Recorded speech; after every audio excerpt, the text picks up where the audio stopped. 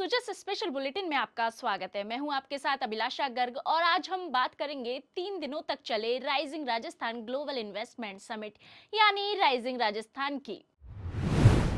राजस्थान सरकार प्रदेश में निवेश को बढ़ावा देने और रोजगार सृजन के लिए संकल्पित है। इसी कड़ी में सरकार ने रैप, लीड, रिस्पॉन्सिबल और रेडी के मूल मंत्र के साथ rising Rajasthan global investment summit का आयोजन किया है। समिट का उद्घाटन सोमवार को प्रधानमंत्री श्री नरेंद्र मोदी ने किया, जहां समिट के पहले दिन प्रधानमंत्री श्री नरेंद्र मोदी का संबोधन और मुख्यमंत्री श्री भजनलाल शर्मा का स्वागत भाषण हुआ। वहीं समिट का दूसरा दिन प्रवासी राजस्थानियों के नाम रहा। राइजिंग राजस्थान समिट में 21 थीमेटिक एंड कंट्री सेशंस हुए, जिनमें 32 पार्टनर्स और पार्टनर कंट्रीज ने भाग लिया। समिट में लगभग 35 लाख करोड़ रुपए के एमओयूज पर हस्ताक्षर हुए। समिट का तीसरा और आखिरी दिन सूक्ष्म, लघु और मध्यम उद्यमों यानी एमएसएमईज के नाम रहा। तीसरे दिन हुई एमएसएमई कॉन्क्लेव को मुख्यमंत्री श्री भजनलाल शर्मा ने संबोधित किया। मुख्यमंत्री श्री शर्मा ने कहा कि एमएसएमई क्षेत्र का राजस्थान की जीएसडीपी में 25% का अहम योगदान है।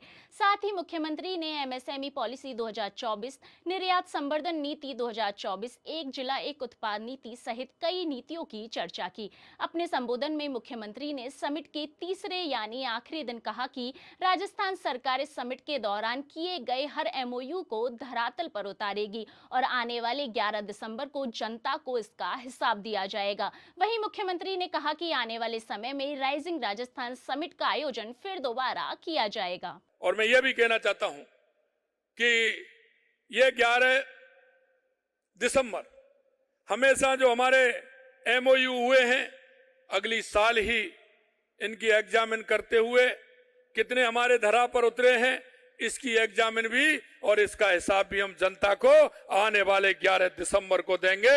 ये भी मैं आपको विश्वास दिलाता हूं। जिनके मन में किसी तरह की शक जो पैदा हो रहा है, मैं उनसे भी कहना चाहता हूं कि आने वाले 11 दिसंबर को हम हमारे जो जितने भी एमओयू हुए उसके बारे में भी बताएंगे और अगले 2 साल बाद जो हमारा 9, 10, 11 दिसंबर आएगा उसमें राइजिंग राजस्थान फिर से होगा और हमारे 2 साल में काम कितने हुए इनका हिसाब भी देंगे। ये भी मैं आपको बताना चाहता हूं। उप मुख्यमंत्री दिया कुमारी ने सत्र को संबोधित करते हुए कहा कि अपने पहले ही साल में इस तरह का महत्वाकांक्षी और चुनौतीपूर्ण आयोजन करना सरकार की दृढ़ इच्छा शक्ति को दिखाता है। अब राजस्थान में उद्योग लगाना आसान होगा और राजस्थान इन 5 सालों में $350 बिलियन की इकोनॉमी बनेगा। उप मुख्यमंत्री ने कहा कि यह समापन सत्र जरूर है, लेकिन यह राजस्थान के नए युग की शुरुआत है। एक राजस्थान को, ऐसा राजस्थान जो टूरिज्म के लिए तो जाना जाता था, लेकिन इंडस्ट्री के लिए नहीं जाना जाता था। आपने ये जो समिट की है, ये ऐसी ग्लोबल समिट है। निश्चित रूप से ऐसा ग्लोबल समिट राजस्थान में इससे पहले कभी नहीं।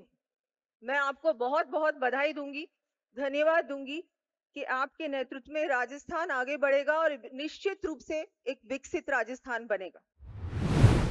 वहीं उद्योग मंत्री ने कहा कि आज देश की जीडीपी में 30% हिस्सेदारी एमएसएमईज की है। साथ ही उन्होंने कहा कि हमने एमएसएमई के लिए कई नीतियां भी लॉन्च की है। उद्योग मंत्री ने एमएसएमई पॉलिसी 2024, एक जिला एक उत्पाद नीति, integrated cluster development 2024, tourism unit policy 2024 का भी जिक्र किया।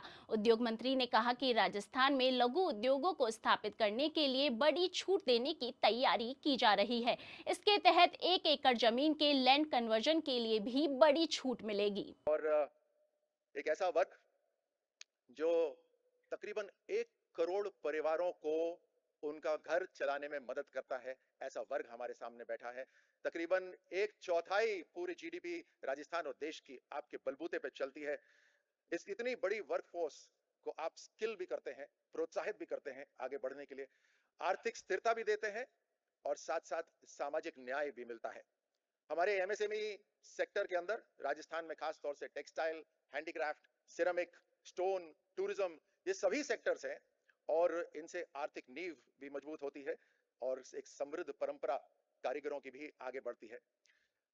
और इसलिए मुझे गर्व होता है कि राजस्थान सरकार, क्योंकि हमारा लक्ष्य है लघु उद्योगों को आगे बढ़ाने का, हम पहले राज्य बनेंगे जो एमएसएमई उद्योगों को किसी भी तरह के राज्य कानून से 5 वर्ष की अवधि के लिए अनुमोदन और निरीक्षण की छूट दे रहे हैं।